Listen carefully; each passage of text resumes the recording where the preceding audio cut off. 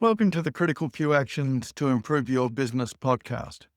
I'm John Downs, and I'm here to help you cut through the overwhelm and prioritise what matters most to improve your business. Let's get started and discover the critical few actions that have the biggest impact.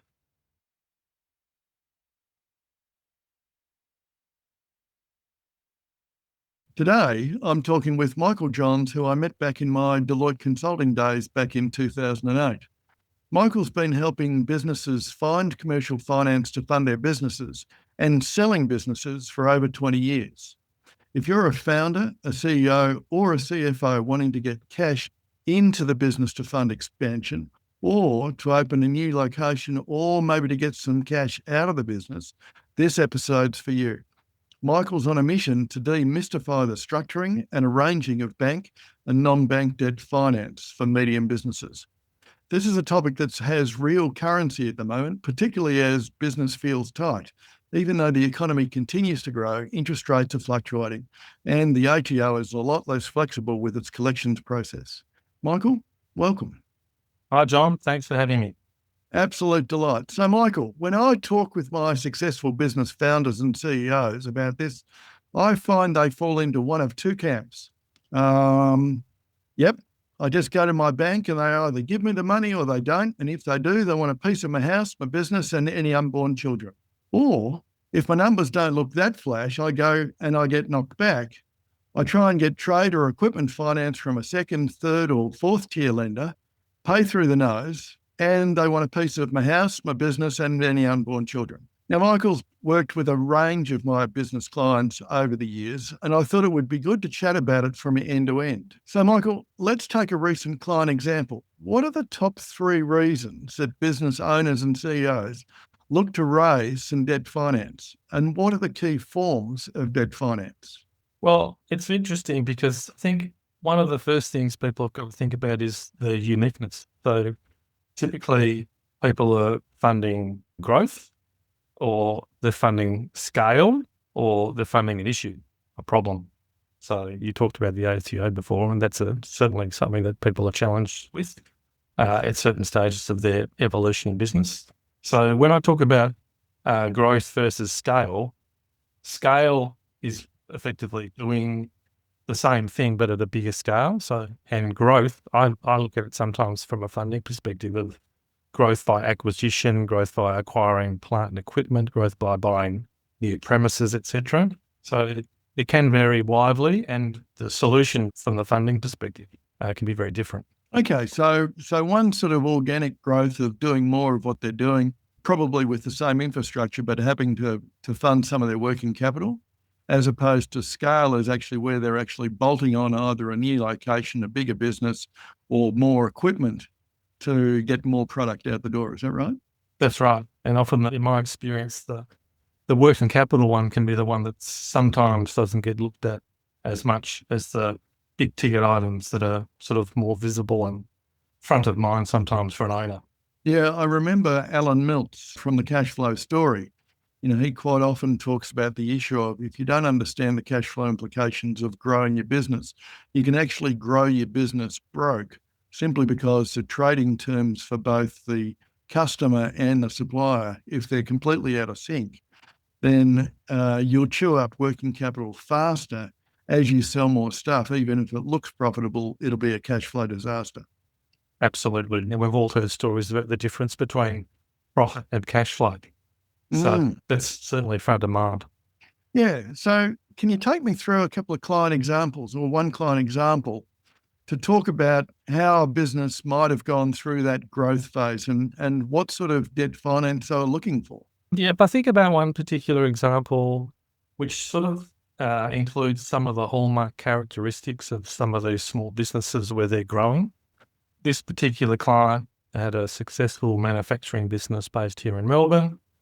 They needed to install a large piece of equipment, like a production line effectively, which was a new product, but within their core competency from a category perspective. Yeah. And I guess what is interesting is that they always begin with what they've got in terms of their funding. So they're sort of set in stone to start with their existing banking relationships. And in this case, they had a property in the mix. But beyond that, effectively, they had the business itself and the balance sheet of what the business contained.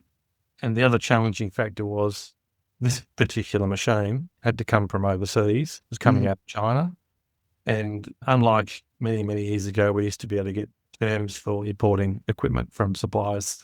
Typically, we see now that the Chinese suppliers and many suppliers in other countries as well, they want their money when the machine goes on the boat and leaves their port of origin. So buyers of these equipment, and I might say they're dealing directly with the supplier, not dealing through a local agent here in Australia, have to stump up pretty much 70-80% of the cost of the machine when it goes on the boat. Yeah. So in this case, the incumbent bank couldn't effectively help them because they'd extended themselves on their existing commercial property and residential property. And it wasn't seen from the bank's perspective that they could advance them anymore against the balance sheet of the business. So we had to go and get effectively an external sort of second tier finance arrangement who were happy to sit around and behind the bank from a securities perspective and effectively fund on a cash flow basis that machine from overseas until it got into the premises. That's just a small sort of scenario. But on a scale perspective, the sort of scenarios are similar. It's working around what your existing finance looks like and trying to find the solution that'll solve your problem. So is that because the banks have internal restraints on how much they can lend or what they're happy to take as security? Or is it because they're fat, dumb and happy and they've got so many clients that they actually don't need to lend that much money and so therefore they can be super choosy? It's probably a bit of everything there. I think what people have got to remember that banks and all these finance providers, they're selling their product. They're not selling you don't walk into ANZ and get told to go to NAD. They don't volunteer that up. They're trying to sell an ANZ solution and everyone's trying to sell their own solution. So to the extent an incumbent has tapped out for whatever reason because they've reached their prudential limits for what they're allowed to do, they generally don't say, sorry, we can't help you, take all of your business elsewhere. They just say, sorry, we can't help you, or we can help you this much, which doesn't help me at all because I need X dollars to do whatever I'm trying to do. Yeah. And is it fair to say that the banks are less imaginative with regard to the sorts of securities that they're willing to accept? Yeah, I think they have risk profile, and in their defence, they're running huge businesses, so they have to steer them like a big ship, and they're not as, I would say, nimble, albeit they've got a great platform of what they can do and how they do it. But at a granular level, to be able to micromanage every individual scenario is very difficult for a large organisation. So they have blanket policies that cater to scenarios in a blanket perspective. Yeah. So it's not necessarily that they're being belligerent. It's actually that because of their scale, they actually need to have fairly firm, clear rules and guidelines that basically put classes of assets in or out as acceptable security. Because if they didn't, then they'll fall foul of every 7 to 10 years, there's an inquiry into the banking sector as to whether or not they've been irresponsible lenders, blah, blah, blah. Yeah, so they segment risk, they segment clients by scale, location, industry, things like that. So as much as they can do to run a successful bank, but even when they do that, there's still things that fall out the side that effectively created an opportunity for second-tier lenders and finance people to provide solutions. And I guess from a scale perspective, that's one of the challenges that they have of having multiple thousands of lenders in the marketplace that they employ directly. And they need to be able to provide some fairly sound policies and procedures within which to manage those people and the amount of discretion they can afford to give them. Yes, correct. Okay. So you talked a little bit about a secondary market. Tell me a bit more about that. So effectively what we've got at the moment is a plethora of lenders from covering all sorts of different scenarios and markets. There's probably 60 of them, at least. Many of them, people probably wouldn't even know their names. Some of them you might have heard of their name, but you don't deal with them. Some of them don't deal with customers directly. They only deal through brokers, commercial brokers. And then what's interesting is a lot of these in the business finance space, they're actually funded by the major banks. So as a bank, whether I'm NAB or Westpac or ANZ or CBA, rather than lend $300 million directly to customers, I'll give $300 million to a non-bank lender at a wholesale rate, and they can lend it out to the clients, but on the rules that I set. So we see, interestingly, some similarities, not directly comparable, but some similarities in the way some of these non-bank lenders are clearly having to operate within rules that are set by their funders themselves, which is great because it just creates more choice. And interestingly, what we'll see also is that whereas a lot of these banks, non-banks, are servicing the sort of small, medium enterprise customers, so with facilities, maybe from 100,000 to a couple of million and everything in between, there's also been an emergent providers of bigger liquid capital. So people that are wanting to lend sort of $10 to $20 million parcels of money. So the depth, the breadth of what is offered outside of the banks now is becoming even more apparent, which again just provides more potential solutions to more scenarios. So that's a good thing in general for business owners, private business owners that are looking for solutions. So it provides more opportunity, but I imagine it also creates some complexity, because me going and speaking to my own bank about finance for scale or for growth is one thing, because I've already got a relationship and so on, and just figuring out how I meet their criteria, let alone what their criteria are, is one dimension. Then if I've got potentially 60 other secondary, third or fourth tier lenders that'll have their own criteria, I suspect that that's a crapshoot as to whether or not I'm going to provide them with the right sort of material. Or the reality is, with that many potential lenders, it sounds complex and time consuming for me to actually go and effectively tender them to find out who's going to lend me what and for how long. So that's, as a time poor business owner, that sounds overly complex and overly time consuming. So what do I need to do to get ready to find a debt provider so as to maximize my chance of success and to minimize the time I need to put in, or that the lender's going to take up to come to a decision and hopefully offer me some finance? Yeah, no, you've raised some good points there. And certainly time is important. So if you're a business owner, when you're a business owner with a CFO, you think about the cost of their time. So you don't want to tie up too much of either their or your time dealing with finance, because there's a lot of value that can be made for the business owner and the CFO dealing on other things like customers, important parts of the business. So time's one thing. Also, time wasted on the wrong journey can be costly. So the elapsed time involved in pursuing the wrong financier with the wrong sort of proposition. So it's important, I guess, at the outset to know, well, what am I wanting to achieve? What's my objective? And then based on that, what do I need to pull my story together so that when I project my objective to a funder, know that it's going to be the right person to talk to. It'll be received in a way that's helping them digest my story so that I can help them deal my scenario as quickly as possible. And whilst a quick no is always a good no, we want to avoid no's as much as possible and navigate our way through the journey in an effective way so that we do it as quickly as we can, but we get the outcome we're looking for.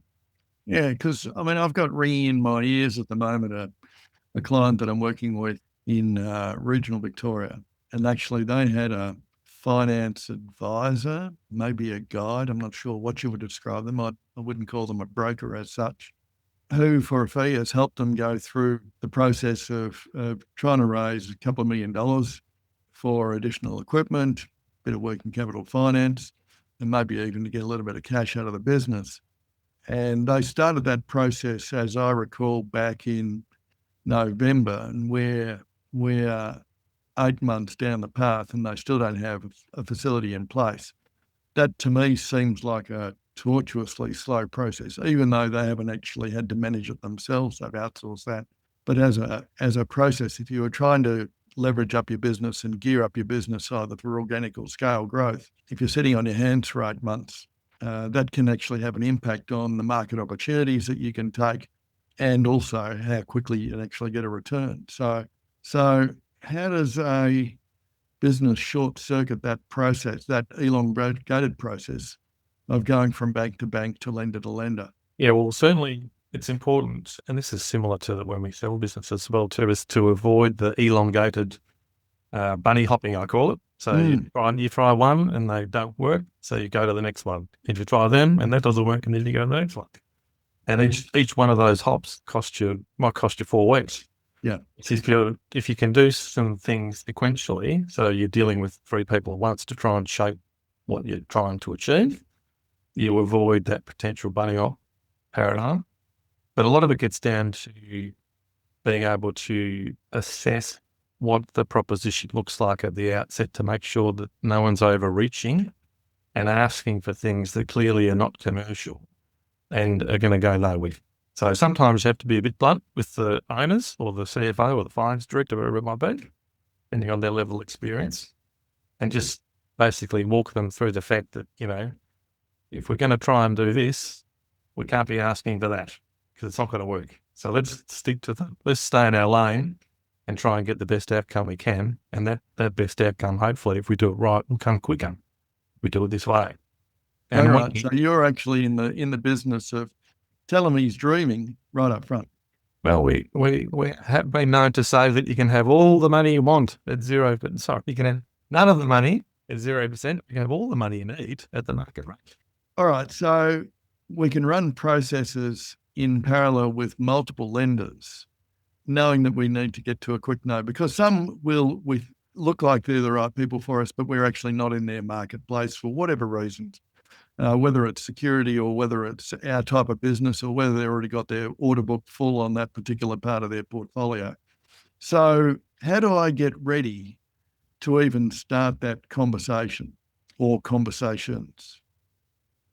Getting ready is good business practice generally, I say. So it's being prepared to tell your story in a way that's not really a sales pitch. It's more of a concise, well-articulated story about the good aspects of your business and what you're doing and where you're going, with some high-level sort of assumptions around where you're going to support financials. And also it's bringing together historical financial information in a way that presents a clear picture of your performance, both at a profit level and a cash level, and then your financial position. So think of it as your balance sheet, things like that. Bring that all together in a very concise way that's clearly articulated to potential lenders so that they can quickly assess information in a timely manner. Yeah. Is that like a 2 or a 3 year record? Look, 2, 3, yeah, that's probably enough on a historical basis. And if you've got one going forward, depending on the nature of the ask, that's a pretty good way to start. Again, if it's a bigger project, for example, so if a big step up for the business, then you might want more forward estimates with more granular work around the assumptions that underlie it. But certainly, 2 or 3 years historical numbers are a good start. And then it's the story that sits around that to explain, why did year 2 look so great compared to year 1, but year 3 is not so much of an increase on year 2, but there's a rational story to why. And then why does year 4 again jump up so much, and then year 5 plateau? There's a story behind that. So numbers only tell part of the story. It's the words that wrap around it to explain it. And anybody with ChatGPT or Microsoft Excel can come up with a set of numbers from the past and the future. Do these need to be audited accounts, which is unlikely in the small to medium space, or do they need to be accounts prepared by the accountant as statutory accounts or tax returns, or will management accounts and guesstimates work? Yeah, look, audited accounts where they have to be, and then usually just accountant prepared financial statements. Banks like tax returns to sort of get the sync, if you like, between the profit and what's in the tax returns. And if there's any other income or leakage that's sort of outside the business. But generally, financial statements are the key, accountant prepared. And given where we are now, most financiers are obviously wanting final FY24 numbers. And given we're about to end the current financial year, they'd be wanting a sort of either accounting prepared style half-yearly accounts to the end of December, or some relatively robust year-to-date trading. It could be, spat at a zero or something like that. Yeah, yeah. And the story as such obviously needs to not only be credible, but have some pretty clear assumptions where assumptions are being made. Absolutely. So the story on a historical basis is obviously talking about, your wins and your journey, how you came to be where you are now. Can also include some challenges that you might have experienced. 'Cause again, it gives you the opportunity to articulate the character of the people behind the business as well, which is very important. And it's hard to get character off the pages of numbers. Yeah. And then on a forward projections basis, the assumptions become a bit more important, and making sure that they're realistic. So no sort of silly hockey stick sort of scenarios on the revenue side, and then, reasonable assumptions around cost underneath that. So not a case of just dividing last year's number by 12 and here's my mud feed expenses going forward. Obviously, bankers and financiers are well aware that some costs like rent have indexation in them, so do wages and super and things like that. And there has been cost inflation in inputs for a lot of businesses that, so they would expect to see some increases in the general cost base. And then you'd have specific items that might get extra attention if it relates to an expansion or some synergies that might be flowing from, for example, we're buying this whiz-bang machine. It's going to replace 3 old machines. Therefore, my costs of producing widgets is going to reduce. Or I'm going from 4 premises into 1, so my efficiency is going to improve. Therefore, I've flatlined my rent expense or something like that. Yeah. Logic. Yeah. And so also I take it you're going to look for expanding out facilities. You'd be looking at specific lease contracts and fit out contracts, or if it's a piece of kit, looking at quotations and landed cost, documentation, something like that. I mean, how much absolutely. validation really does it need to be there? Look, it probably depends on the scale. But certainly, it's always good to be able to point to, actual numbers. So quotations, as you say, for pieces of equipment that are going to be installed, in a building.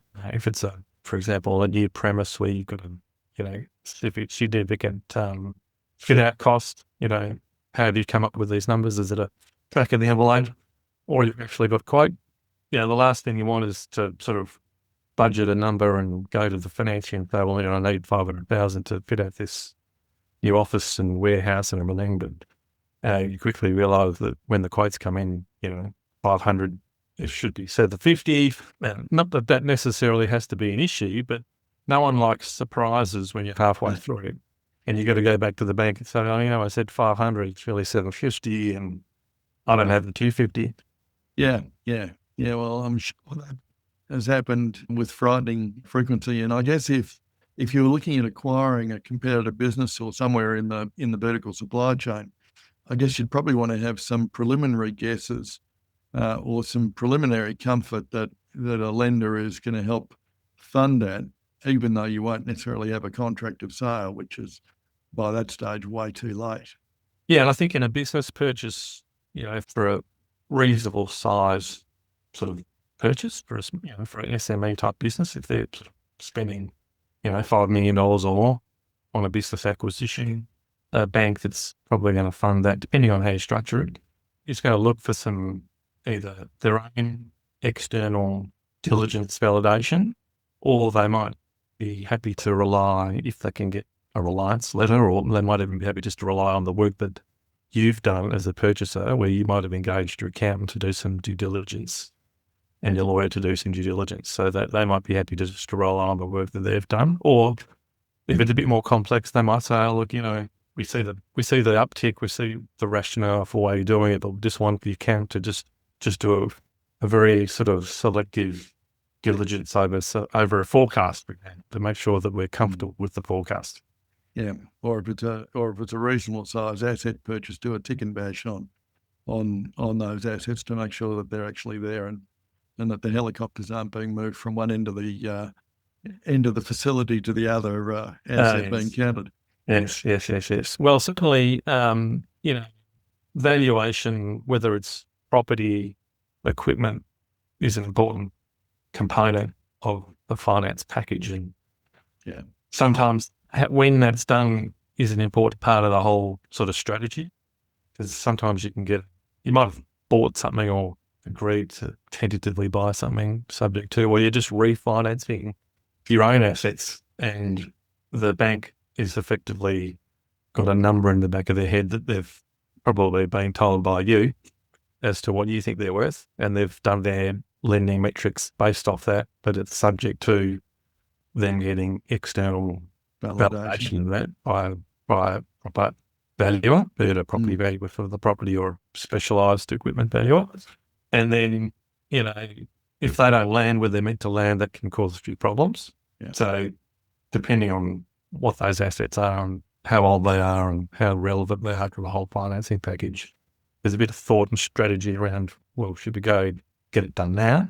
Yeah. Or do we wait and see what we get? And what does the finance look like? Yeah. Well, again, as you said, nobody, and particularly not a lender or a potential lender, likes surprises. And so if you've been playing with numbers that have been provided as being spot on, and then all of a sudden an independent valuer looks at it and says, yeah, it's probably closer to 20 cents on the dollar, then a lender's probably going to feel that they're being a bit shortchanged on security, and maybe we should go and play with somebody else. Yeah. So sometimes there's sort of version, the owners don't want to fork out the money to get it done because they don't know that they've got the loan sort of set. The counter argument is just as you alluded to, it's to have that knowledge base to say, well, here's the numbers, let's work around that and see what we can do. Yeah, good. If you really want to kick off your strategic planning and work in a supportive environment with other CEOs and leaders, the CEO Masterclass in Strategic Planning and Implementation is for you. This 10-month small group course helps you craft your strategic plan, present it to a group of peer investors, and develop a habit of monthly implementation. Our waitlist is open now at CriticalFewActions.com.au. All right, so step one is get a pack of information together that actually is going to help you, A, quantify how much dough you need, and B, help a lender realise that it's credible. What's the process next to go down this process? Is it as simple as hitting the apply here button on the NAB online banking app, or is it a bit more complex than that? I wish it was. No. Well, I guess it's a complicated answer in the sense that it's horses for courses. So depending on what the business is needing, the process may vary somewhat. For example, some of the banks have certain sort of thresholds that they can work within for a small, medium-sized business that enables them to, up to $2 million, we can do it this process. And then over 2 million and up to 15, it's a different process. And then over that, it's another process. And different people were involved in different work streams. So half the challenge is to make sure that as a business owner, you're actually in the right stream. Yeah. Because if you go on the wrong stream, you can come a cropper potentially because the person that's handling your file isn't really the right person. Now that they can sometimes steer you back to where you're meant to be. That's on the basis that the company's gone to the bank themselves. So it depends on the work stream that you're going to go into.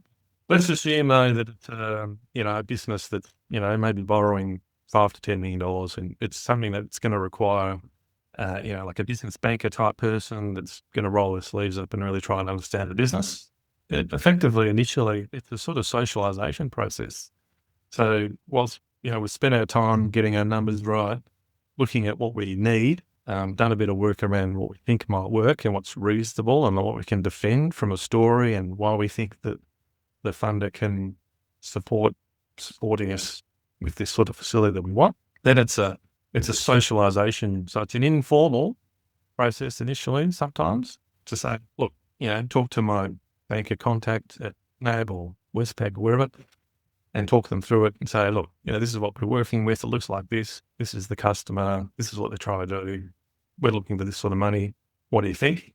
And then from there, they'll generally give you some feedback. So they might say, that looks okay. Maybe this, maybe that. Positive feedback, negative feedback. Every feedback's welcome. And then based on the feedback you might get from 1, 2, or 3 potential providers, you then go back and decide, well, I think we should go this way for these reasons. So let's do that. And then you go into a more formal process. Yeah. And so I guess you might have a short list that you speak to get to a quick no, almost a bit like a funnel where you start out a little bit broad, figure out whether or not things look either bankable or whether it's a second tier lender clearly, and based on those conversations, then decide who to speak with in more concrete terms. And would you typically do that with 2, 3, or 4, or just with one that says, oh yeah, it seems like a good idea? Well, normally more than one. And the reason for that is, I often say this to people, is it's very hard to compare something with nothing. Yeah. So it's always good to have something to compare with, even if it's your existing banking. And often either one of the two, using that example, of the people that you talk to, will give you some sort of feedback that's worthwhile and useful in the context of assessing the journey that you're going to go on. So that's another reason why talking to more than one's a good thing, because often you get an idea from one lender that you actually end up overlaying onto the other scenario. So in some ways, they're providing really important insight because they're looking at your application purely from their perspective, not from ours. And they're looking at it from a lender's perspective, and they'll highlight things that are either attractive or more likely unattractive for them. Yeah, that's right. Will cause you to say, oh shit, I hadn't thought about that. I'd better make sure I cover this in my story, not because I'm making it up, but just because I didn't think to bring that up. But we actually have a solution on that issue. Yeah, and it might be, so sometimes we might advocate for the client who might say, look, I'm happy to do this sort of deal, but I've got this other business over here, or I've got something over there, or there's some nuance that they say, look, can we just leave that to the side? Or I've got a business partner, but they only own 20% of the business, and he doesn't want to provide his guarantee. Can we make sure that that's not in the deal and he's not involved in this process? Some of those sort of nuances where you've got to sort of tiptoe through to make sure that some of those things aren't going to be a showstopper. Okay, so we've gone through round 1 of phone calls to potential lenders. Maybe we've had 3, 4, 5 conversations, and now we've gotten to 2. What then happens?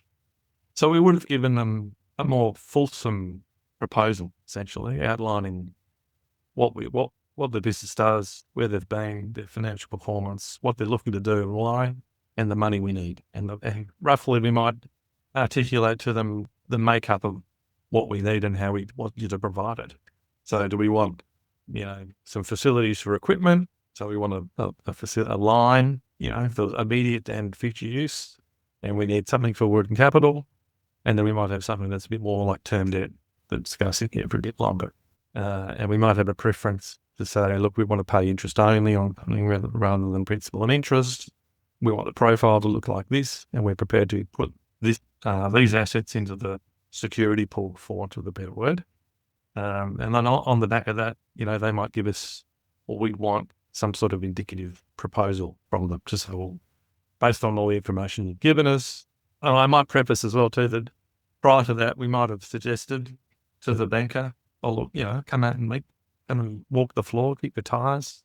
If you've got a good story to tell, you might as well help them, get a feel for the business. And then they give us some sort of indicative quotation offer proposal that'll outline essentially the terms upon which they would look to provide it to. It's not an approval, it's an indication, but typically it's been through a process internally where another person's looked at it, that's part of the credit approval process. And then effectively you've got that, and you've got that from someone else as well too. And then you can look at them both and then work out on a sort of balanced scorecard basis, which one you think is more appealing. And then you basically push ahead with one of them, the preferred option. Okay, and so what are the factors in that decision matrix Obviously, cost of money is one of them, but what else is in there? Yeah, so cost is obviously usually front of mind for the borrower. Yeah. which is reasonable. And it's cost, and then it's terms and conditions, right? And inside terms and conditions, you've got obviously the tenor. So how long are they giving you the money for? When do I have to repay it? And often people, the longer you've got to repay, the better. Or at least you've got the option to pay it early. And then the profile of what that repayment obligation looks like. So that's more of a cash flow issue. So if you're embarking on an expansion and you've got costs that you're going to incur to expand, so you're conscious about how much money is going out the door. Yeah. You don't necessarily want to overburden yourself with a heavy principal repayment profile back to your fund. So in that case, I might be prepared to pay a higher interest rate if I have a lower obligation to repay principal over the next 12 months, for example. Right. Similarly, from a balanced scorecard perspective, you might look at, well, what do I have to give them as security for this facility? Am I putting everything in? Do they want my house and the property that we operate from and anything else that I might have? Or do they just want the business and the business assets? And of course, directors' guarantees. Yeah. And again, I might be happy to pay a little bit more if I can leave my house out. Yeah. Other things we look at as well too is in terms of what are my ongoing obligations just in terms of operating this facility? Is it going to tie up my poor old financial controller in knots every week because he's reporting all these, he's going to do lots of work actually just running the facility. Yeah. So there's an implicit reporting cost requirements. Yeah, so there's an implicit cost of borrowing money, so that's the interest rate, the fees. Then there's an undercurrent cost, which is the cost of your staff running it. So some facilities are sort of more intensive. So think receivables finance, things like that are very transactional work capital facilities. There's a cost, an embedded cost to manage facilities that sometimes people don't appreciate. Again, once you understand it, you can factor it into the whole concept of which way do we want to go. Yeah. But it's understanding how that works in the full context. And sometimes borrowers probably don't understand or factor in that into their analysis or are unaware. Yeah. I think unless they were listening to this, they would be blissfully unaware until such time as it hit them. And, that issue around directors' guarantees, what's the deal on directors' guarantees? What's so important about it? Deal? Well, it's like that TV show, deal or no deal. No. I look in the small to medium enterprise world, you pretty much got to give it. There's a threshold roughly. So if you own 25% or less of the business, then there's probably an argument to say, well, I shouldn't have to guarantee it because they only own 25%. And then when you've got a bigger scale business, you can probably put an argument to say, well, look, I've got a very solid business that stands on its own 2 feet. I shouldn't have to be personally guaranteeing it. Now, the flip side of that is every lender turns, well, if you think it's so good business, why don't you guarantee it? Which is a reasonable ask. I guess the other factor is that what it does do is because there's an inherent obligation, particularly with sort of the banks generally and other general financiers to want that personal guarantee, it does create opportunities for other non-bank lenders to say, look, we're happy to take the risk and we won't have to take your guarantee. And that can swing a deal. So they might be a higher priced provider, but the owner says, you know what, I'm happy to pay, an extra 3 or 4% if I don't have to have a personal guarantee then. Yeah. Yeah. And of course, personal guarantee really is the assets of the individual as opposed to necessarily everything for all of their family. So if their house and their other assets are owned by their spouse or significant other, etc., then I guess that's actually outside of that guarantee. Is that right? Well, I'm not giving legal advice, but I know, yeah, and I'm not asking for it. But there's a couple of aspects to it. So if you've been a business operator and for whatever reason, the business failed and the bank had to go and recover their money by pursuing you, either formally or informally through some sort of administration receivership or just a workout sort of scenario, probably more the formal approach. There's more what I would call collateral implications, in the sense that so your business has folded, it's gone into administration or liquidation, receivership, whatever, and the banks come after you to get the shortfall, but you go and then want to go and start up another business. When you go to the bank, any bank, the next time, you're going to fill out a form, and that form has written on it, have you been a director of a company that's been in receivership, administration, or liquidation? Yeah. And you have to tick yes. And then that has its own implications. So sometimes people think of it through that lens, not so much, oh, they're going to come and sell the house. Because often also, depending on how you've structured your personal finance, whilst you might not own the house, you're a guarantor on the loan that is against the house. So once you've effectively, technically defaulted on a loan, you've effectively defaulted on any loan that you're linked to as a borrower or a guarantor. Right. So it can have a multiplier effect. Gotcha. Okay. So we've done the dance. We've got some indicative terms, and we're happy to go down the path with lender C. What sort of due diligence are they going to do now that we're at that point? And how reliable is that indicative term sheet that they've offered us? I mean, can we assume that they're actually going to pay up, or can we assume that they're going to go through a process and then change their mind? That's a good question, because depending on who you're dealing with in the market, sometimes there can be, scope creep or variance from what was proposed to what ultimately got approved or offered conditionally. And there's a variety of reasons of why that might happen, because, during the more fulsome credit process, they might, discover something, not that it's been withheld, but they might just have a view that means, oh, okay, we didn't realise that property lease is only 12 months to run or something. We thought it might have had 5 years. There's no options. That changes the credit profile. Or, we didn't realise that the building that you occupy is for storing hazardous chemicals. Or it's in a flood zone. Yeah, or it's in a flood zone. So there's a whole lot of things that can happen that can change what was proposed to what the actual outcome is. So I guess that's why the more you do upfront to identify things that could become an issue, the better. And then you can mitigate them at the outset.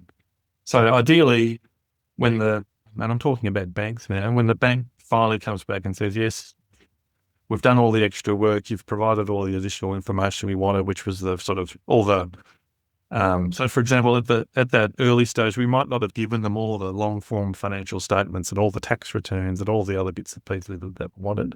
We've given them effectively a summary of that. But after that, we've given them all the long form laundry list of information, and they've done their site visits and all that sort of stuff. One would expect, barring anything, out of the ordinary, that they can deliver what was proposed, so that there's no, and if there is a change for whatever reason, that the reason for the change is logical. So we can understand why they've taken that particular course and changed it from what was originally proposed. Yeah, so it's really it's that work up front to avoid disappointment. Yeah, good. So I've seen some dodgy brothers lenders advertising no credit checks required. Does that mean that they've got a team of hired muscle to collect, or how does all that work? Because that just flies in the face of everything I've ever come across with regard to good business lending sense. Yeah, so I think there is a broader market now of providers or a broader array of scenarios. So there are some, particularly in, say, equipment, car and asset finance, for example, for business owners, where they're commoditizing the offering a bit, and then they use strategies, I guess, in terms of their credit appetite to also market to their customer base.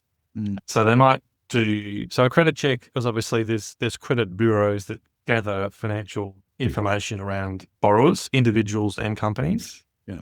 And these people that offer up sort of no credit check, there's ways of effectively you can check someone's credit online with a credit bureau, but not leave a mark, so to speak. So it doesn't impinge on your credit score, but they can still see what your credit profile looks like. Right. So, but ultimately they'll generally still do the credit checks, but they won't leave a mark.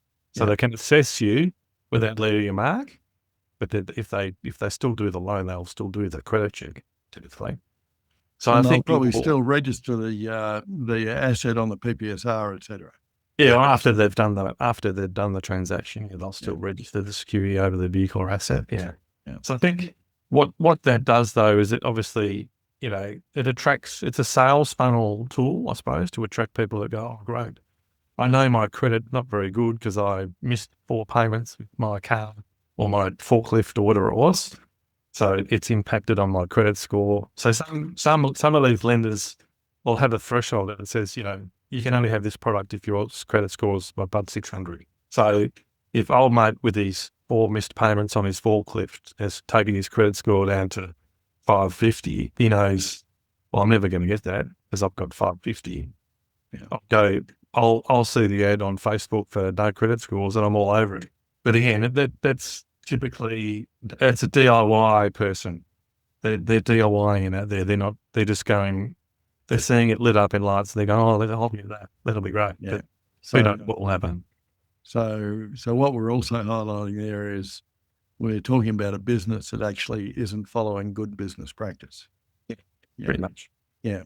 So anyone who's enticed by dodgy brothers, we're often defined by the company we keep. And so if we think the dodgy brothers is a great idea, then maybe that's defining us as being dodgy brothers ourselves. And they're not necessarily dodgy. They're not necessarily dodgy, but what I'm saying is that the process of acquiring a customer directly, it doesn't help the customer sometimes because the customer goes looking at things that without any strategy about why am I doing this and not thinking through it a bit more and going, hang on, why am I just following a normal process? Why have I suddenly been teased down this path? What is the cost and what is the benefit? Well, and the simple reality is that borrowing money is a financial transaction, and the trade-off is between risk and security. And so, if you're offering no security, then in theory, that's high risk for the lender, and it's appropriate for them to charge a hefty fee for it. So I imagine that would be some of the more expensive end of the debt finance as opposed to, say, bank finance that's secured by property. Well, yeah, certainly the cheapest money comes from the banks, absolutely. Yeah. But you'd be surprised some of these non-bank funders that are quite substantial now can provide well-priced solutions, but you've got to know who can do what and why. And then there's a lot of people that can't get what they offer. So they're having to go to the next level and the next level and the next level beyond that. So, there's particularly in asset finance, that seems to be where you have, people that do, we'll do a 1-day ABN borrower and we'll do, someone with the 10 defaults and we'll do someone that's 1 day out of bankruptcy, things like this. Yeah. Yeah. But it's just an example of how broad it's got and how there's, a good way, I suppose. There's solutions for pretty much everyone. And if you can't get a solution, then you've got to have another look at yourself and go, what am I doing? Yeah. Yeah. I think that's, I think at some point there has to be that question about, okay, what am I doing if no one wants to back me? And so speaking of that, so once we've got through that due diligence process and the final credit risk review has come through from whichever lender it is, and they've said, yep, here's the money. All you have to do is sign this little bit of paper, which has got 5 or 6 pages of 9-point terms and conditions. What do we like to see is strings, constraints, covenants, security, and all that kind of stuff that's attached to this offer of not so quite free money. Yeah, so typically the lender wants you to commit. So in their mind, they're saying, well, we've done all this work. We've spent, 6 weeks or something, whatever the time period might have been, to produce this. So here's our proposal, our offer that's been approved. Yeah. Now it's back to you, Mr. Customer, to commit to us. And the way you commit to us is you put your moniker on this bit of paper, and depending on what sort of facility it is, it might say you need to also send us a check or deposit money into our bank account, which will be applied towards a deposit on an establishment fee, a deposit on legal fees, the cost of the valuation on a property or equipment. Could be a myriad of things, but effectively looking for a commitment. Yeah. So this is a financial commitment by the borrower. What are the non-financial commitments that the borrower is going to be expected to meet? So things like, covenants or other sorts of things.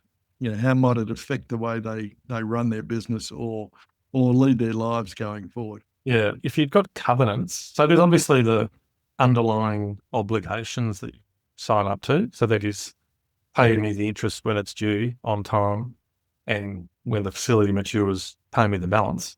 So they're the outright sort of scenario, but repayment obligations. And then covenants, if it's got covenants in it, typically they're... So what is a covenant? Sorry? What is a covenant? Oh, it's like it's an undertaking effectively to meet. Think of it as a threshold. So interest cover, things like that, gearing, leverage, could be a current ratio. It's basically a way for a bank to monitor performance around the metrics of the business, so that if it does meet those covenants, it should have the ability to pay the interest and meet the repayment obligations that are in that facility. Right. So they're not running the business. They just want to know that you've got the capacity to meet your obligations using basic ratio analysis. Yeah, correct. So sometimes, a way to look at it is to say, well, it's good business practice to think about how I'm performing from a performance perspective, looking at things like effectively profit and gearing, I guess. So balance sheets and profit and loss. Yep. The only thing is, I suppose, if you miss a covenant, so that gives obviously, it's like a trigger for a bank. So they can say, you didn't meet your covenant. That means in the terms and conditions, we can do things because you're effectively absent any ability to cure a covenant breach. You could be deemed to be in breach of your agreement, which then gives them rights to do things. Yeah. But generally a covenant, they're not deliberately set to fail. They're really set to give a guide to make sure that, if performance does, because the bank's not, if it's a bank, they're not running your business day to day. They're letting you run your business, you do what you do. But if things do go off the rails, we want to know about it, and we want to know about it sooner rather than later. So a covenant compliance might be quarterly, for example. Give me your quarterly covenant compliance certificate, give me your annual financial statements, and give me some half-yearly financial statements within a reasonable time period after that time period has passed. Any other strings that might be attached? Well, I think, so if it's not a bank, I've seen some sort of indicative offers or letters of offer, even if it's approved, where some of your obligations for just signing that letter are quite onerous. Yeah. So you want to be careful because, some of those lenders, you'll sign the indicative letter. Once you've signed that letter, they can do things like put caveats on your property to cover fees that you never thought you were going to pay. And the loan might not even get drawn down, but they're still going to ask you for the establishment fee and 1 month's interest and God knows what else. And they've got a caveat on your house. Yeah. So it's just, you need a reasonableness test around a lot of these things and to make sure that there's just no overreach. Okay. So given all that, why a bank versus a non-bank? I mean, surely a bank's better if you can do it, but why a bank versus a non-bank? So banks obviously offer a plethora of solutions. So they can give you term loans, trade finance, equipment finance. Obviously, they've got transactional banking. And if you're a retailer, for example, they can do all with your FPOS terminals and all those sorts of things. So if certain type of businesses, need transactional banking that banks provide. And historically, someone opens a business, they start a business, they go open a bank account. So they're often they've got a bank relationship of sorts, although they probably don't know the human behind it. And as they grow, their needs typically change. So, that journey of growth might involve, we need to buy a warehouse, or if we're a retailer, we want to buy a shop, actual premise, and then we want to fit it out. And then, most entrepreneurial small business owners have aspirations and they want to just keep growing and do great things. And over that journey, typically what happens is you transition through different providers of capital. So what might work for the first 5 years of your business might not work for the next 2. Now, does it necessarily need a change of bank, you can have stuff around the bank. So there's a lot more capacity nowadays to fund and keep a bank in place and do things around them. And then as you grow again, there might be a case, well, we've outgrown the bank and we've actually outgrown all this other stuff we've got.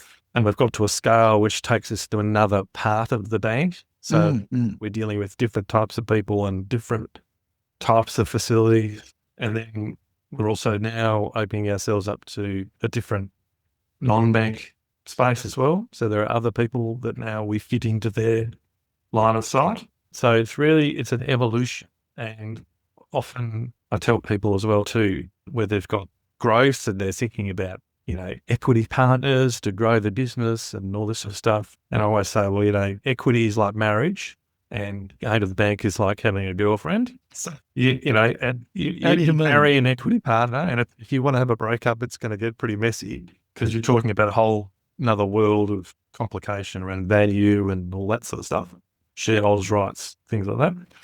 Whereas if you borrowed money from a bank or a non-bank or whoever, it's usually a zero-sum game. I borrowed $1 million from you. I'm giving you back $1 million. I'm moving on. I'm going over there. Yeah. So it does give private business owners a lot more flexibility to grow. And there's certainly been a lot more development in the private credit space, which you probably read about in the papers lately, where there's a lot more capital for private businesses beyond banks. Okay.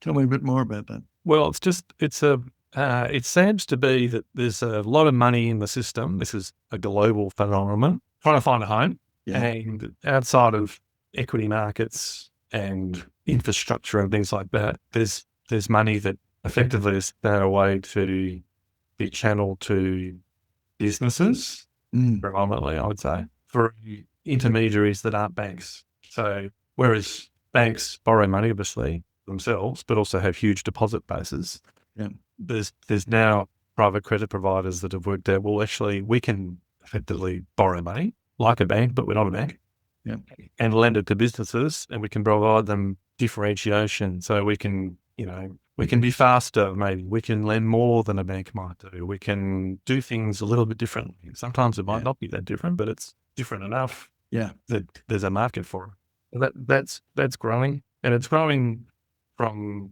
the small end of the market to the big end of the market. The small end, it's the non-bank finance company that's being funded by that money. Yeah. And at the big end of town, it's the private equity funds with their own credit funds that are putting money into huge deals. Yeah. And everything in between. Yeah. Yeah. So, Michael, it sounds like this process of finding the right lender at the right price is not that simple. It's not straightforward, and it can chew up a lot of time. Is there a better way? Yeah, well, I think there is. And you're right. It's got more complex but in a good way for the borrowers, but the pathway to goodness is potentially more complicated. So my unashamed suggestion is that people need their hands held. Not everyone. So some businesses are well served by their own resources, but typically a lot of the time they're probably bigger businesses that can afford a good CFO and they've got a reasonable sort of scale business. But some people rightly might not have an internal resource, for example. Yeah. So the ability to tap a resource on an as-needs basis and get fast access into market insight is a good outcome for them.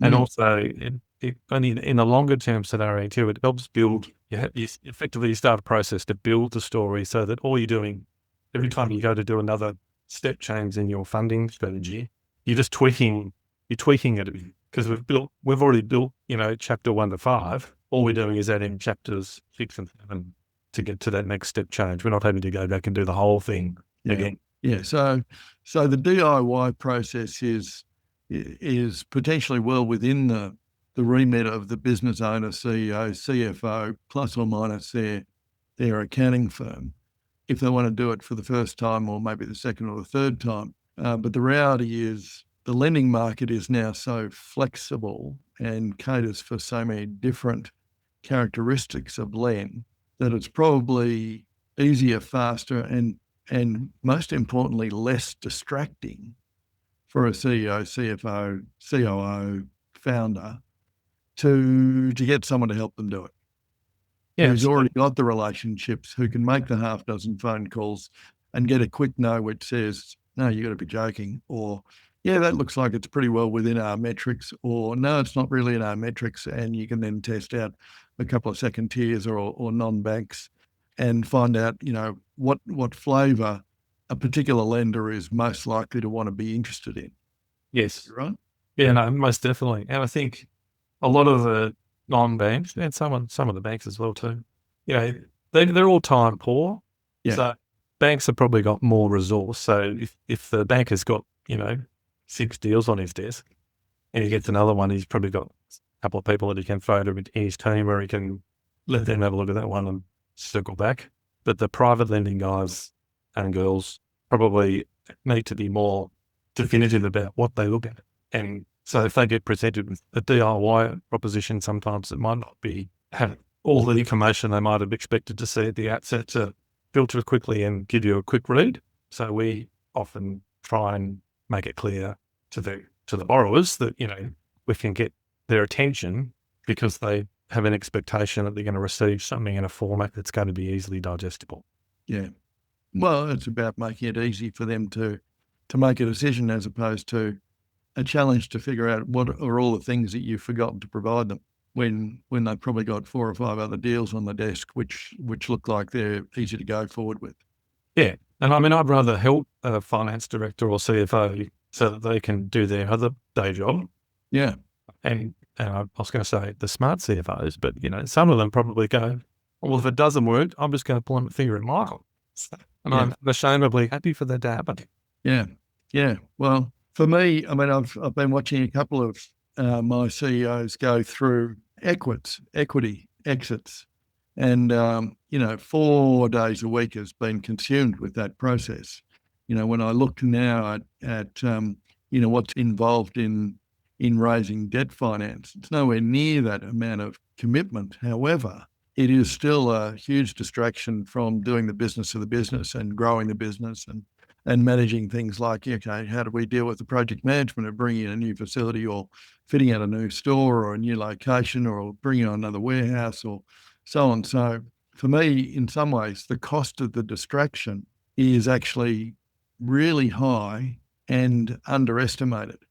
I was speaking with a CEO the other day and we were thinking about, okay, what's the value that he actually adds to the business? We calculated around $30,000 a day. If he's offline, the business doesn't grow at 30 grand a day. So if you think about that and you think that you've got to spend 14, 16, 20 days over a 6-month period or an 8-month period dealing with lenders, that's a very high cost that is easily misunderstood or completely ignored.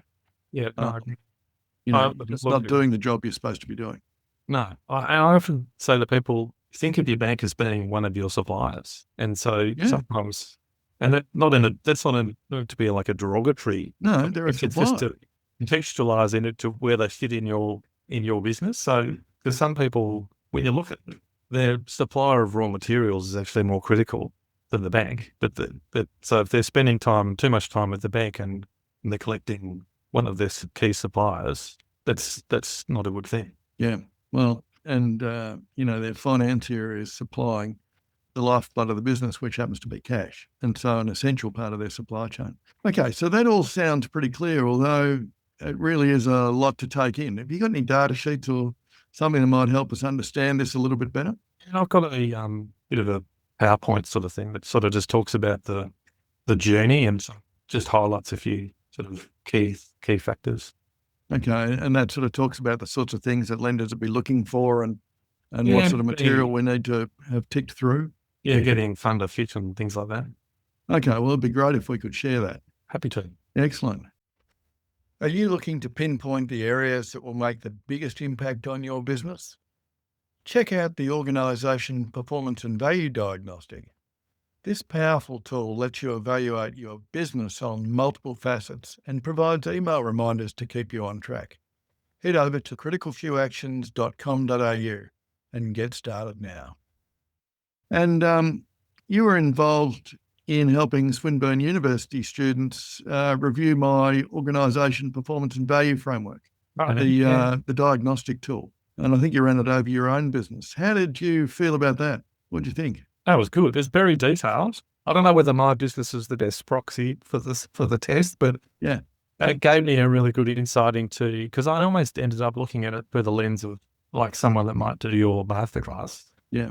And then it creates it's like a roadmap really to the thought processes and things that you can refer back to as a business owner to tweak how you run your business. And in a way, I think that, because a lot of these things, you sort of, one day you go to a course and listen to someone and it's like, oh, that was great. And then next week you've forgotten all about it. But it's like a resource that you could just go back to and constantly work on. And I guess as you work with borrowers and business owners all the time, how might you look at it from the perspective of from a lender's perspective? Well, I think it goes to that sort of being borrower, funder fit. Right. So any lender's going to be attracted to well-run businesses that have got good discipline around, operations, sales, strategy, and finance. I think the more any business can articulate and demonstrate that they're on top of these things, the better hearing they're going to get. And they're basically differentiating themselves from those that aren't. Yeah, fantastic. Okay, so final question, Michael. So if a founder or a CEO is looking to raise some business or equipment debt finance, what critical few actions should they start doing tomorrow if they did nothing else? I think you've got to get funder fit. So think about getting all your financial information, business overview information together. Think clearly about what it is you're going to ask for. So don't overreach, but don't underreach as well too. So get what you need and what you think you need and get someone to help you. Sounds good. Michael, thank you. As always, it's been a delight for us to chat. I really appreciate your time. Thank you, John. Great to talk. Thank you. Thanks for listening to the Critical Few Actions podcast. Don't forget to subscribe and grab the downloadables from the show notes. And if you found this episode helpful, I'd really appreciate it if you share it with your peers and your team. Stay focused and take action. The Critical Few Actions podcast, including show notes and links, provides general information only and is not individualised business advice, nor can it be relied upon as such. You must take responsibility for your own advice, decisions, and actions.